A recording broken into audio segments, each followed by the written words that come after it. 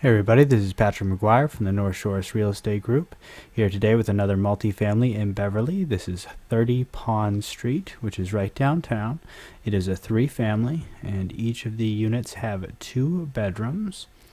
It also has ample parking. It has 2 parking spots and 2 garage spots. It is an estate sale, and as you can see from the pictures, there it is. It looks like it needs a little updating on the inside, but I see nothing here that would restrict it from being turned over right away.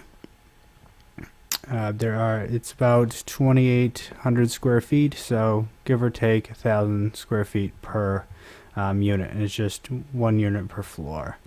But let's talk about what we all came here to talk about. That is the numbers. So the asking price for this home is $340,000, so that's what I'm going to use as the purchase price.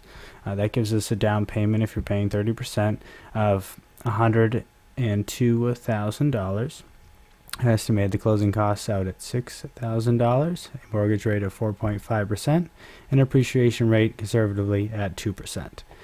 Okay, let's talk about the rent. So it's in a really nice spot. 3-family, you get 2 bedrooms for each unit. So conservatively, you're going to be getting around $1,200 per unit.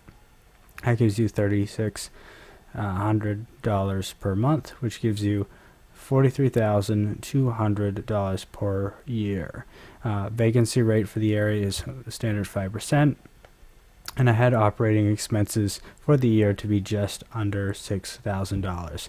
That's your taxes, that's your maintenance, that's your insurance and stuff like that. That all gives us a cap rate of a little over 10%, which is fantastic. Anything in the 10 range is something that's really going to be a money maker for you. We have annual rent increases of 3% and an annual expense increase of 2%. We want to cover our expenses increasing over time, and that 3% rent increase you can put right into the lease. So in the first year, you're going to get basically a cash flow before tax of a little over $13,000. Modest at first, but that's still, a great number, and we're going to see the cash-on-cash return for that is very good. Over time, though, on our 15-year mortgage, once that is paid off, we get a cash flow before tax of just under $56,000, and the mortgage is all paid off. So we have just under $467,000 in equity, and that's after 15 years. So what happens if we change the down payment value? Well, if we change the down payment, as you can see right here, it actually gets a little bit worse the higher you go up, and the reason that is the break-even down payment point is actually below 0. So if somehow you could mortgage the whole purchase price of $340,000, you would still be getting cash, and that would, your cash-on-cash return would be exponentially high.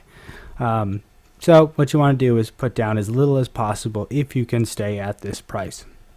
Now, I don't think it's reasonable. I mean, it is an estate sale, but it's probably not reasonable to stay at this price. You have to look at the property.